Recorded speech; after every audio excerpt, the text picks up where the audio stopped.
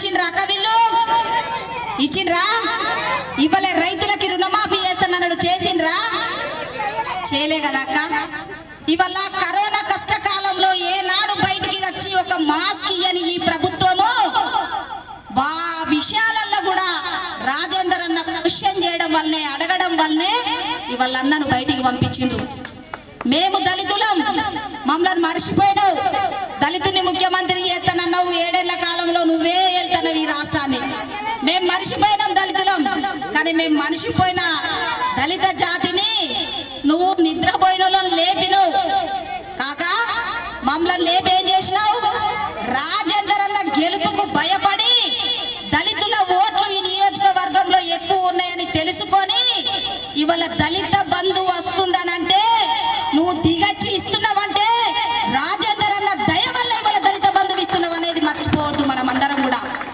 ఎన్నడన్నా మాట్లాడిందా doctor BR Ambedkar గారు రాజ్యాంగం రాసిన నిర్మాత ఎన్నడన్నా దండేసి దండం పెట్టిన చరిత్ర ఈ రాష్ట్ర ముఖ్యమంత్రి గారికి ఉందా ఒక్కసారి మనసు పెట్టి ఆలోచన చేయాలని నేను దళిత బిడ్డలు విజ్ఞప్తి చేస్తానా నేను ఇంతసేపు అన్న పాదయాత్రలో నడుచుకుంటూ వస్తా అంటే మా వాళ్ళు జోస్గా దప్పులు కొడతారు మా అన్నకు దప్పు అర్థమైందో లేదో ఎవరికి కొట్టినా కొట్టనట్టుగానే కొడతారు కానీ రాజేందర్ అన్న నగరంలో అడుగు పెడితే మా వాళ్ళు జోసు మీద దప్పు కొడతారు అరే ఏందే ఇంత ప్రేమతోని కొడతారు దప్పులు కులంలో పుట్టిన బిడ్డను కదా నాకు అర్థమవుతుంది కదా ఏందే సంగతి అంటే మన జన్మంతా కూడా రాజేందర్ అన్నకు రుణపడి ఉన్నామక్క జోస్గా దప్పులే కాదు మనకు అవకాశం ఇస్తే ధూమ్ధాం కూడా చేస్తాం ఇలా 10 లక్షల రూపాయలు వచ్చినాయి అంటే రాజేందర్ అన్న దయ వల్లే ఇవాళ జై భీమ్ అన్నాడంటే కేసీఆర్ రాజేందర్ అన్న దయ వల్లే అని వల్ల గొప్పగా నా జాతి చెప్తాంది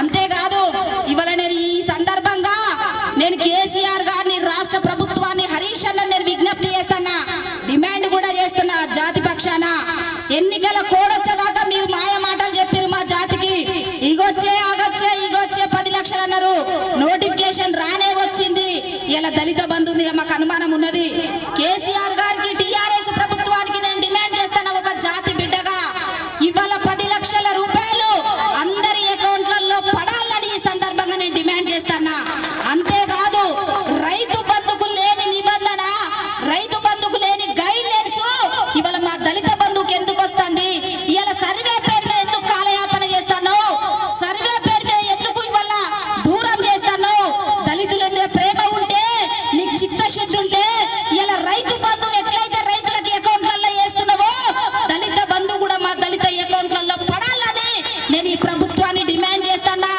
మేము తలుసుకుంటే ఇలా డప్పు సావు డప్పు కొట్టుడే కాదు మేము గూడ్డం వారసులం గూడ్డంతో గుద్దుతే నీ అవ్వయ్య పోసిన పసరు పడుతుంది బిడ్డ మరి ఊరుకునే సమస్య లేదు ఏ ముఖ్యమంత్రి వచ్చినా ఏ ప్రభుత్వం వచ్చినా నువ్వు ఇంకో సంవత్సరమో 2 సంవత్సరాలు ఉంటావు ఇలా బీజేపీ కేంద్ర ప్రభుత్వం తలుసుకుంటే తెల్లారితేనే ఎన్నికలు వస్తాయి మీ ప్రభుత్వం కుప్పగుందా ఎవరు వచ్చినా కానీ మా జాతికి రుణపడవలసిందే 10 లక్షల రూపాయలు చొప్పున ఇవ్వవలసిందే మా జాతికే కాదు అన్ని కులాల్లో ఉన్న పేదవాళ్ళకు కూడా ఇవ్వాల 10 లక్షల రూపాయలు చొప్పున ఇవ్వాలి ఎందుకంటే చింతమడకలో ఇచ్చిన 10 లక్షల రూపాయలు అన్ని కులాలకు అన్ని మతాలకు చింతమడకలో 10 లక్షలు ఓ ట్రాక్టర్ ఒక హార్వెస్టర్ ఒక కార్ ఇచ్చినావు ఇలా హుజురాబాద్ ఎన్నికల సందర్భంగా దళిత బంధువులు తీసుకొచ్చిన కాబట్టి రాష్ట్ర వ్యాప్తంగా కూడా చింతమడక లాగా అన్ని కులాలకు ఇవ్వాలని కూడా ఈ రాష్ట్ర ముఖ్యమంత్రి గారిని డిమాండ్ చేస్తూ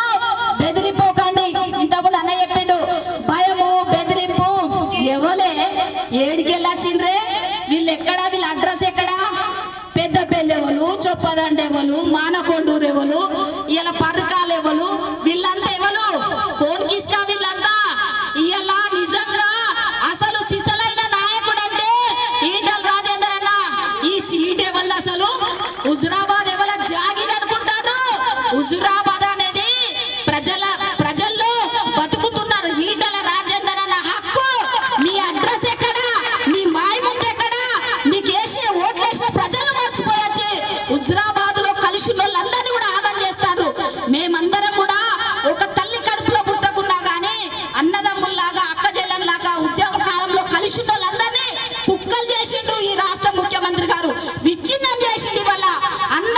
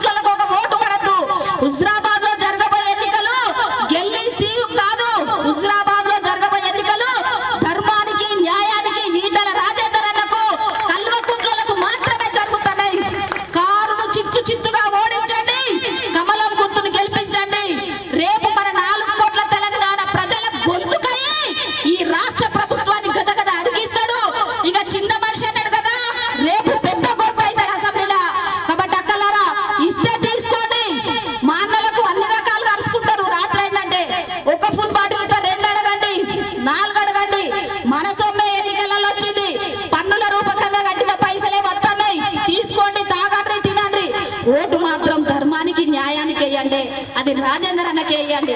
ఇక మా అక్కలకు ఒక మాట చెప్పి నేను అన్నకి ఇస్తా, అక్క ఈ రోజు నుంచే దాదాపుగా చీరలు వచ్చినాయి, బతుకమ్మ చీరల 1000 రూపాయలు. టిఆర్ఎస్ కార్యకర్త నాయకుల జేబులలో పైసలు ఉన్నాయి.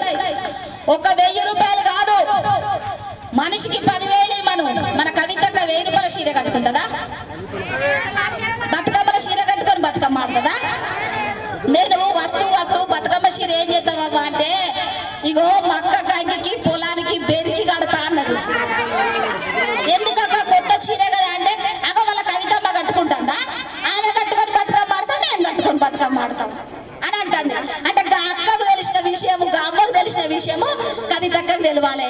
ఈసారి కవితక్క హుజురాబాద్ నియోజకవర్గంలో బతుకమ్మ చీరనే కట్టుకొని బతుకమ్మ ఆడాలి, లేదంటే నువ్వు 20,000 చీర కట్టుకుంటే మేము 20,000 చీర కట్టుకోవాలి. అంతేనే కదా అక్క? ఆనాడు మనిషి మన వాడు మనుషులమే, అవునా కాదా? ఆయన తండ్రి పాత్ర పోషిస్తుండ్రు మా కాక. మేమంతా బిడ్డల మాసోటలం. కవితక్కకి ఏ చీర తెస్తే మాకు కూడా ఆ చీర లేదు, అవునా కాదా?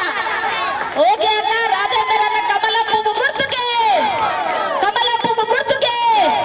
కరీంనగర్ జిల్లా అంటే ఉద్యమకారులకి, విప్లవకారులకి కంచుకోట లాంటిది, ఊపిరి పోసిన గడ్డ.